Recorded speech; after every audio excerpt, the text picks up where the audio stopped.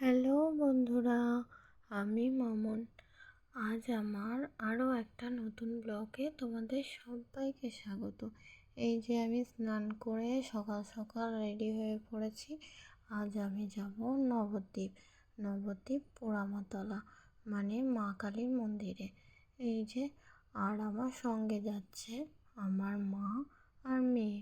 এই যে আমরা এখন হাঁটছি, হেঁটে হেঁটে যাচ্ছি। এখন আমরা যাব ধাত্রীগ্রাম থেকে ট্রেনে করেও নবদ্বীপ যাওয়া যায় আমাদের এখান থেকে, তারপর বাসে করেও যাওয়া যায়। তো আজকে আমরা বাসে করেই যাব। তো আমরা টোটোতে উঠে পড়েছি, উঠে পড়ে এখন আমরা যাচ্ছি ধাত্রীগ্রাম। তো আমরা বাড়ি থেকেই ফল, ধূপকাঠি, মোমবাতি, আলতা, সিঁদুর সব কিছু কিনে নিয়ে যাচ্ছি। আমার আবার মন্দির চত্বরের ওখান থেকে কিনতে ভালো লাগে না, এবং কিনলেও আমার মনের মতো হয় না, পয়সাও বেশি লাগে। সেজন্য আমরা এখান থেকেই কিনে নিয়ে যাই, মনের শান্তির জন্য। ফুলটা যদিও ওখান থেকে কিনবো। আর এই যে আমরা বাসেও উঠে পড়েছি। এখানে বাসের ভাড়াটা একটু বেশি, টাইমটাও বেশি লাগে। তাই তোমরা যারা আসতে চাইছো তারা অবশ্যই ট্রেনে করেই এসো। আমাদের ওই টাইমে ট্রেন ছিল না, তাই আমরা বাসে গেছি। তো এই যে আমরা নেমে পড়েছি, বাস থেকে নেমে এখন টোটোতে করে যাচ্ছি নবদ্বীপ পোড়ামাতলা।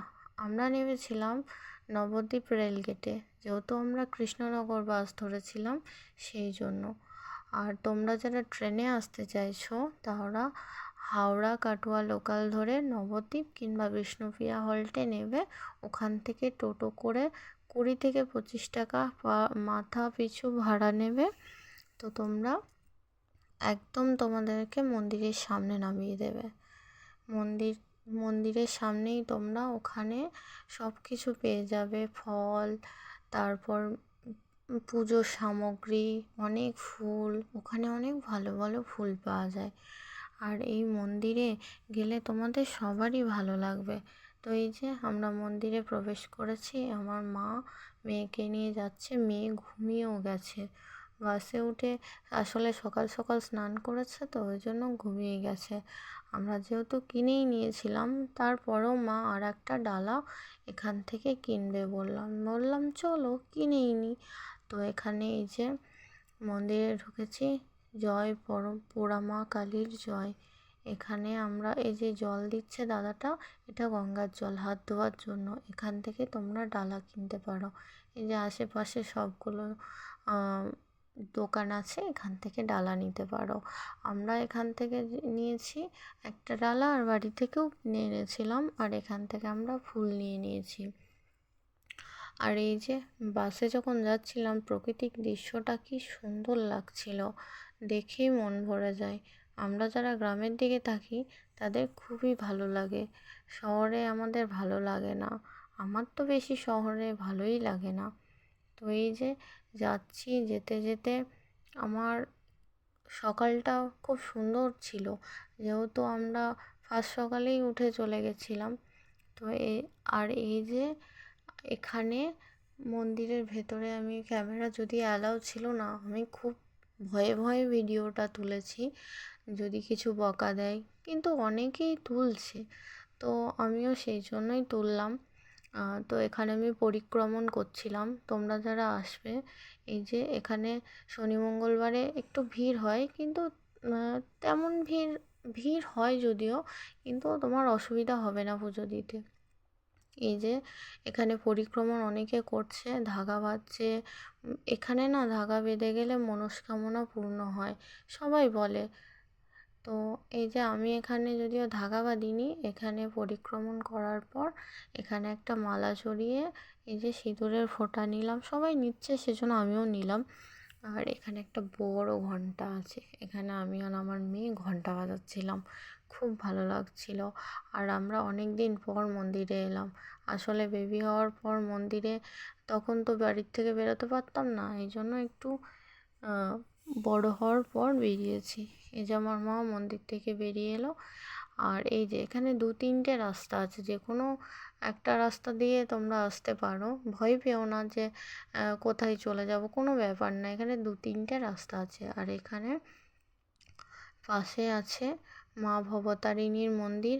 আর এখানে বিশাল বট গাছ, তোমাদের দেখলেই জায়গাটা থমথমে এবং মনে হবে যে হ্যাঁ এখানে কিছু একটা আছে, দেবী বিরাজ করছে মা। আর এখানে একটা শিব মন্দির আছে, বিশাল বড় শিব মন্দির। আর শিবটাও অনেক বড়, মানে তোমার চেয়েও বড়, অনেক, একটা মানুষের চেয়েও বড় শিব, অনেক বড়, দেখে তোমার ভালো লাগবে। এই যে এখানে আমরা সব পুজো দেওয়া কমপ্লিট হয়ে গেছে, এবার আমরা বাড়ি ফিরবো। বাড়ি ফেরার পথে, আর এই যে হলো শিব মন্দিরটা, এখানেও কিন্তু ক্যামেরা অ্যালাউ নেই। আমি লুকিয়ে লুকিয়ে যেটুকু পেরেছি, আমি যদিও পরে তোমাদের ছবিগুলো দিয়ে দেব। আর আমার ব্লগ যদি তোমাদের সবার ভালো লেগে থাকে, প্লিজ এটাকে শেয়ার করে দিও ভিডিওটা, আর একটা লাইক করো, কমেন্ট করো, আর সাবস্ক্রাইব করে দিও প্লিজ। এবার বলি, তোমরা কে কীভাবে আসবে। যারা তো লোকাল তারা তো জানোই যে তোমরা কিভাবে আসবে, আর যারা জানো না তারা হাওড়া টু কাটোয়া, কাটোয়া টু হাওড়া যে ট্রেন আছে, মেন হলো নবদ্বীপ ধাম কিংবা বিষ্ণুপ্রিয়া হল্টে তোমরা নেমে পড়বে। ওখান থেকে 20 থেকে 25 টাকার বিনিময়ে তোমাদের মন্দিরের সামনে নামিয়ে দেবে। আর আমাদের যেহেতু লোকাল, আমরা বাসে এসেছি। তো এবার আমাদের পুজো দেওয়া হয়ে গেছে। এবার আমি এখানে এই যে মালাটা কিনেছিলাম না, সেই মালাটা এখানে আমি দিয়ে দিচ্ছি। তো এই মন্দিরের এক ইতিহাস আছে। নবদ্বীপের পোড়ামা হলেন স্থানীয় লৌকিক দেবী, যিনি মূলত কালী রূপের পূজিত হয়। আর এই নবদ্বীপের পোড়ামা নামক স্থান অবস্থিত একটি প্রাচীন মন্দির বা 15শ শতাব্দী থেকে পরিচিত।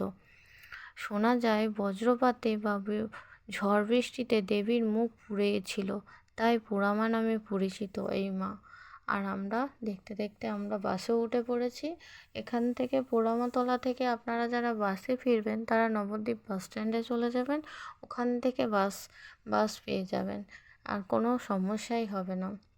এই যে আমরা এখন বাসে করে বাড়ি ফিরছি।